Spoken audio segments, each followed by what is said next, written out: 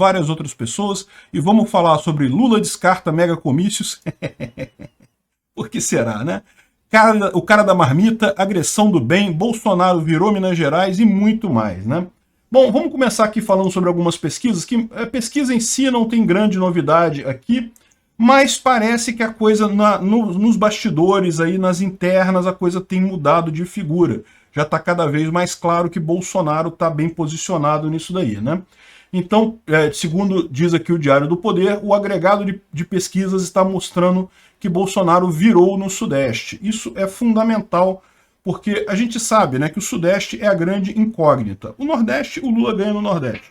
A região Norte e a região Centro-Oeste é meio empate, Bolsonaro leva alguma vantagem, mas são regiões relativamente pequenas, tem poucos eleitores, então não faz muita diferença. Lula ganha no Nordeste, Bolsonaro ganha no Sul. A questão é, e o Sudeste? O Sudeste é o grande fiel da balança, porque é onde tem um maior número de eleitores, e até aqui estava meio indefinido, né? E parece que, à medida que o tempo vai passando, que vai chegando perto da eleição, a gente vai vendo números mais favoráveis a Bolsonaro. O Bolsonaro teria virado no Sudeste, ele já está ganhando aqui no Sudeste, o que leva a crer que ele vai ganhar a eleição certamente. E parece que a mudança foi significativa, tá? Os números que eles estão colocando aqui da pesquisa APIV, que faz semanalmente 37 mil entrevistas em mais de 1.000 municípios e coisa e tal, detectaram uma mudança significativa, principalmente nessa última semana. Será que o 7 de setembro teve mesmo esse efeito todo? Eu não duvido não, né? Porque realmente foi muito bonito, foi muito grande o 7 de setembro. Mostrou que tem muita gente do lado do Bolsonaro. Não é à toa que o TSE proibiu o Bolsonaro de usar as imagens dos comícios de 7 de setembro, né? Bom, o Matheus Leitão vem trazendo aqui números péssimos para Bolsonaro. Aonde? No Datafolha. Ah, porra. Datafolha, ninguém se importa com isso, né? Aí ele está dizendo aqui que não, entre os entrevistados, 40% disseram que o líder da extrema-direita é o mais agressivo ao público feminino. Datafolha sendo Datafolha. Não quer dizer nada esse pessoal. Impressionante. Agora, essa daqui foi muito engraçada. Lula descarta megacomício. Não vamos fazer nenhum megacomício, porque sabe como é que é? Megacomício dá muito trabalho, coisa e tal. Não, meu amigo, o Lula não faz megacomício. Olha só o Lula tentando fazer um comício de tamanho médio, porque essa área toda aqui, mesmo que ela estivesse cheia, não daria um megacomício, daria um comício grandinho, né? Daria para essa área aqui é uma área grande, dá para encher de gente ali, né? Se tivesse cheio, mas nem ali encheu, né? E ele sabe que agora, olhando para Bolsonaro no 7 de setembro, trazendo multidões e multidões em Copacabana, em Brasília, qualquer coisa que ele conseguir, meu amigo, vai ficar feio. É muito engraçado o Lauro Jardim querendo ajudar o Lula, assim, não, que foi a campanha do Lula que descartou megacomícios. Não, meu amigo, quem descartou megacomícios pro Lula foi o povo que não vai nos comícios do Lula. Vamos falar sobre o caso do homem que negou marmita a petista e que revoltou as redes sociais. Vocês lembram, a gente falou sobre esse caso ontem, e eu falei que o cara podia não ser bolsonarista, podia ser petista, não fazia sentido nenhum um bolsonarista gravar um vídeo daquele jeito. E, de fato, ele hoje veio aqui, pediu desculpa, falou que, né, e não falou nada. Repara que não tem um ponto aqui. O nome do cara é Cássio Senali. Se alguém tiver informação sobre ele, para saber se realmente é bolsonarista ou é petista, por favor avise, porque eu não sei não, me parece muito claro o caso aqui. O cara não fala em momento algum que ele é bolsonarista, ele pede desculpa, ok, se for bolsonarista, fez essa besteira e pediu desculpa, né, fazer o quê? Pessoas erram, faz parte. Eu continuo não entendendo muito bem o que ele queria fazer ali, por que ele gravou isso dali. Mas, enfim, pediu desculpas, ok, não tem grandes problemas. Mas não sei não, hein? Eu não descarto que ele seja do PT, seja de esquerda e está fazendo isso aqui de onda, né? Foi feito de propósito para tentar jogar a coisa, ficar ruim para Bolsonaro. Como apareceu o rosto dele, a coisa viralizou, aí, meu amigo, ele ficou com medo e voltou atrás, e aí pediu desculpa e coisa e tal. Ele não fala em momento algum que ele é bolsonarista. É a imprensa que está assumindo que ele é bolsonarista. Parece que ele é um empresário da região uma região do interior de São Paulo ali, né? Itapeva. Enfim, vamos ver, né? De qualquer forma, não deve ter grandes problemas isso daí. Era uma narrativa que o pessoal queria emplacar, mas ficou muito estranho isso, né? O próprio cara pediu desculpa e não tem lógica nenhuma isso daí. O TSE proibiu Bolsonaro de usar as imagens do 7 de setembro em campanha eleitoral, né?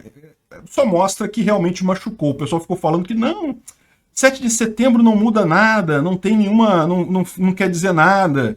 Foi época que o comício fazia mudar a voto das pessoas e coisa e tal. Olha só, o Lula até parou de fazer mega comícios, né?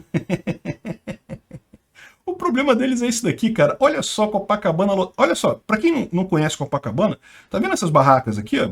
Isso aqui é onde começa a areia, tá? Então, a partir daqui, esse pessoal que tá todo desse lado de cá, tá todo mundo na areia para ver o Bolsonaro aqui, né? Ele tá aqui na pista da coisa, a outra pista tá totalmente tomada. Cara, em Réveillon não enche desse jeito. Em Réveillon não enche desse jeito. O Réveillon é uma grande festa em Copacabana. Você pode dizer que, ao contrário do Réveillon, isso aqui só encheu metade de Copacabana, porque, né, o lado de lá, você vê, tá vazio ainda, e isso é verdade. Copacabana é uma praia muito longa, são 4 quilômetros de praia. Então, o lado de cá tá mais vazio, mas repara, onde estava o carro de som do Bolsonaro, que aqui é perto do posto 5, onde eu fiquei também, olha só que loucura que é isso daqui. Não tem espaço para nada, totalmente tomado, né? E aquele negócio, não precisa usar em campanha, todo mundo viu isso acontecer, né? Todo mundo percebeu o tamanho que foi o 7 de setembro no final das contas. Não é à toa que o pessoal da esquerda está desesperado, né?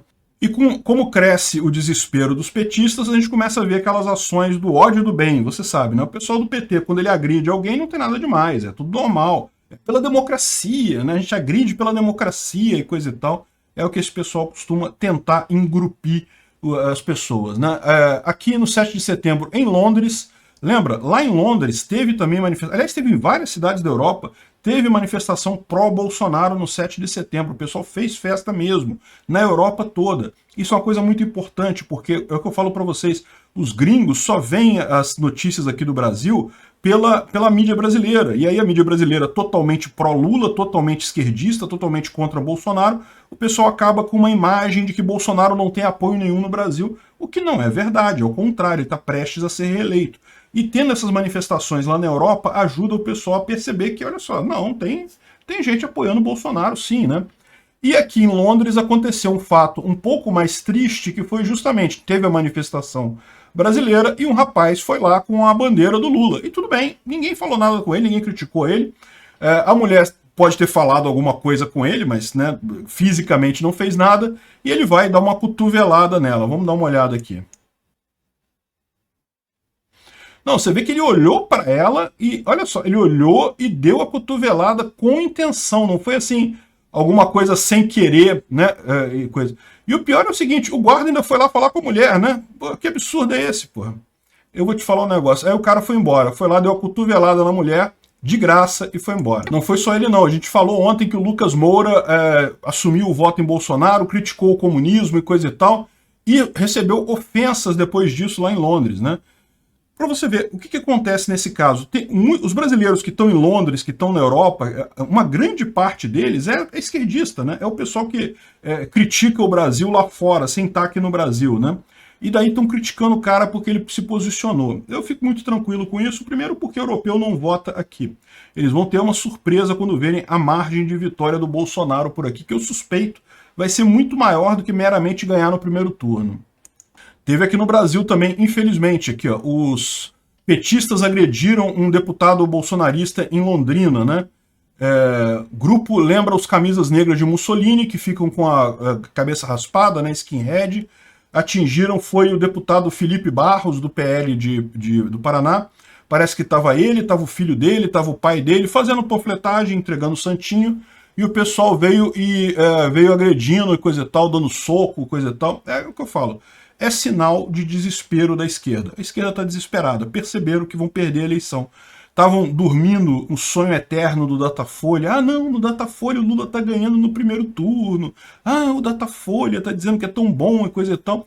Só que cada vez mais o pessoal começa a olhar para a coisa e começa a ver que o Datafolha está sozinho nessa parada. É Datafolha, Ibope lá, o IPEC, sei lá qual é o nome novo do Ibope, e os outros institutos de pesquisa todos já estão caminhando para empate técnico, para dar o mesmo número, a mesma quantidade de votos, ou seja, o 7 de setembro fez uma diferença enorme. Eu acho que o 7 de setembro fez mais diferença não em trazer votos para Bolsonaro, mas em mostrar quantos votos Bolsonaro tem. Bolsonaro mostrou que tem muito voto. Não tem como você ser um candidato sem apoio e levar aquela multidão em Copacabana, aquela multidão na Avenida Paulista, lá em Brasília também, e em várias cidades do Brasil. Teve 7 de setembro em várias cidades, realmente foi impressionante. O Lula continua tentando destruir Ciro Gomes, né? Aqui João Filho, que deve ser certamente lulista, está vestindo a camisa da campanha do Lula, que o objetivo é destruir Ciro Gomes. Aí tá aqui, o triste fim do Ciro Gomes, rebaixado por si mesmo a cabo eleitoral de Bolsonaro. Ele queria que o Ciro Gomes se rebaixasse a cabo eleitoral do Lula, por algum motivo, né? E não fala sobre o óbvio, que se o Lula quisesse que se o problema do Lula fosse a esquerda ganhar, fosse tirar Bolsonaro, olha só, o Lula desistir seria muito mais fácil do Ciro ganhar do Bolsonaro do que do Lula. Indo Lula e Bolsonaro para o segundo turno, Bolsonaro ganha fácil. Ciro e Bolsonaro, eu já tenho minhas dúvidas. Se o Lula desistir, a chance do Ciro crescer é muito grande, né? Eu não gosto do Ciro, o Ciro é keynesianista, é desenvolvimentista, vai destruir a economia brasileira, vai querer privatizar, vai querer estatizar coisa, reverter privatização, mas a verdade se tem uma população muito grande que não vota em Lula de jeito nenhum, não existe uma população tão grande assim que não vote em Ciro de jeito nenhum. Então, realmente, eu acho que se Lula desistir, seria muito mais fácil para o Ciro. No entanto, a gente sabe que não vai dar certo. As duas cabeças ali vão brigar e dessa forma vão acabar perdendo as duas, né? E é isso daí mesmo. Eu acho positivo que Ciro continue e a Tebet também. Eu não descarto que eles desistam na reta final, hein? Eu falei para vocês, essa eleição ela está caminhando para ser resolvida no primeiro turno. Tome cuidado como você vai votar. Esquece aquele negócio, não, vou votar no cara do Novo no primeiro turno, para depois, no segundo, eu voto no Bolsonaro, coisa e tal, como eu fiz em 2018. Me arrependo profundamente disso. Felizmente não teve maiores consequências, mas nesse ano vai ter, porque nesse ano eu diria que é a chance grande de resolver essa coisa no primeiro turno. Deve dar Bolsonaro está bem folgado nisso daí, só tem notícia boa, mas é sempre arriscado. Não esquece esse negócio de votar em candidato alternativo aí no primeiro turno, né?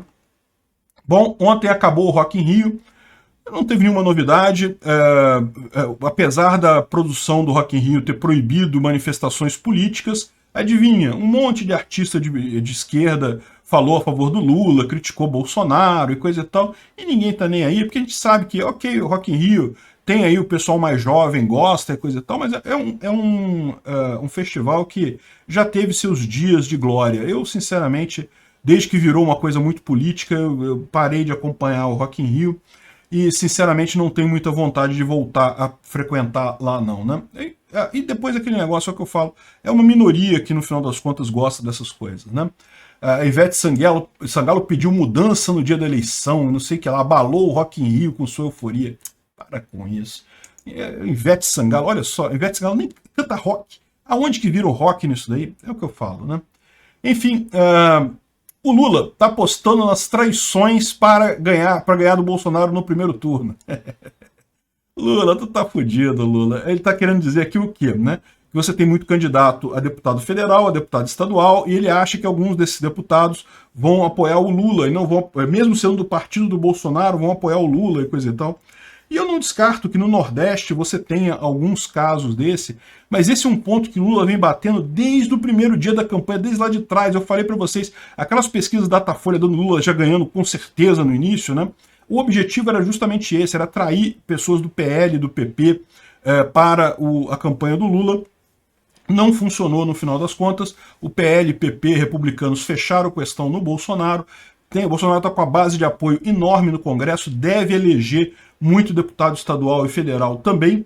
Então não adiantou essa regra aí, mas isso continua até hoje. Não, porque os deputados vão trair Bolsonaro. Meu amigo, essa altura do campeonato, faltando 3 semanas para a eleição, né, nem que se trair faria diferença alguma coisa agora, né? E, por outro lado, traição para Bolsonaro, a gente tem aqui, ó, o pai de santo da Anitta se revolta com um político e assume, eu voto em Bolsonaro. Ih, rapaz, o pessoal vai ficar chateado com isso, hein?